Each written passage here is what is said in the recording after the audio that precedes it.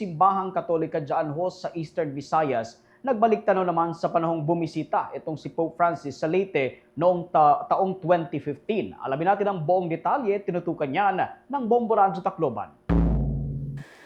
Binilikan ni Archdiocese sa Palo Vicar General Reverend Monsignor Gilbert Urbina ang naging eksperyensya nito ng personal na bumisita si Pope Francis sa siyudad ng Tacloban at Palo Leyte noong nakaraang January 17, 2015. Ayon pa kay Monsignor Urbina, naging bahagi na ng eksperyensya ng mga taga-Eastern Visayas ang naging pagbisita noon ni Pope Francis sapagkat isa ito sa mga nagbigay ng pag-asa hindi lang sa komunidad kundi sa bawat isa. Pagkwento pa nito, personal niyang nakapulong at nakasama sa pagmisa ang Santo Papa.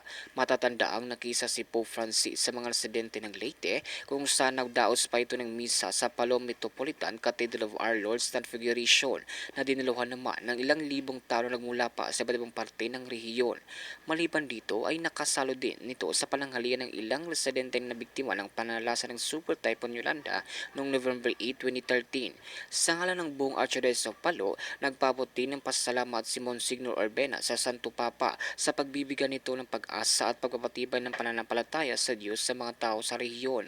Samantala, bilang bahagi ng pakikiramay sa pagpanaw ni Pope Francis o Jorge Mario Bergoglio sa tunay na pangalan ay nagpatunog naman ng kanilang kampanang mga simbahan. Lubos kaming nagpapasalamat sa kanyang pagbisita sa Leyte, sa Archdiocese sa Palo, dahil nakisa siya sa amin dito.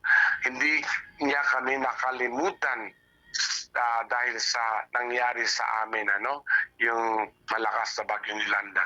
At yung hindi namin makakalimutan yung pagpunta niya dito, yung kanyang pakikisa, yung kanyang pakikiramay sa mga namatayan, ay kanyang ang kanyang pagpunta dito, pagbigay sa amin ng pag-asa at pagpatibay ng aming pananampalataya at pananalig sa Diyos. At mula dito sa impile ng Bombo Radyo Tacloban, ito si Bombo Jake Pagipo para sa #1 and most trusted radio network in the country, Bombo Radio Philippines, Basta Radio, Bombo!